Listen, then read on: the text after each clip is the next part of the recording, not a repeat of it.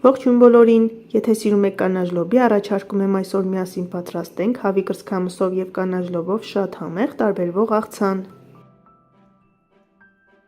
Աղցանը պատրաստելու համար ձեզանից կպահանջվի ընդամենը 30 րոպե, իսկ արդյունքում կստանաք վիտամիններով հարուստ, հագեցնող, ինչու չէ նաև դիետիկ աղցան, որը կարող է ծառայել որպես լիարժեք ճաշ կամ ընթրիք։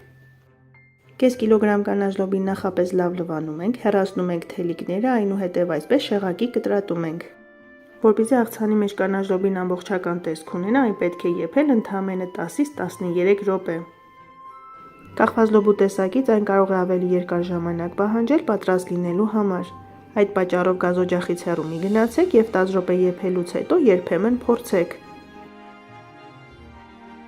Մինչ լոբին պատրաստ կլինի, մանրաթելերի ենք բաժանում նախապես աղած ջրի մեջ խաշած 300 գրամ հավի կրծքամիսը։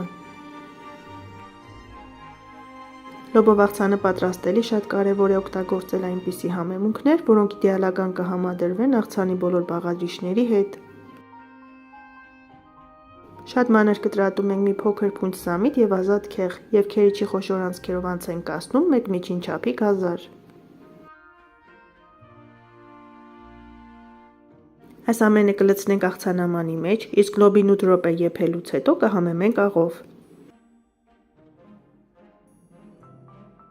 Եվս 3-ից 4 րոպե և լոբին պատրաստ է, քամում ենք և ցողում ենք սառը ջրով, որպեսզի լոբու կանաչ գույնը պահպանվի։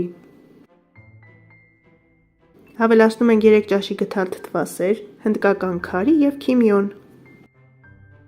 Մի փոքր էլ սև պղպեղ և աղըս ճաշակի և 2 ատամիկ զղտոր։ Բարեկամներ, հնդկական քարին և քիմիոնը այնպիսի համեմունքներ են, որոնք բավականին արտահայտիչ սուր հոտ ունեն, այդ պատճառով ավելացնում ենք շատ քիչ քանակությամբ։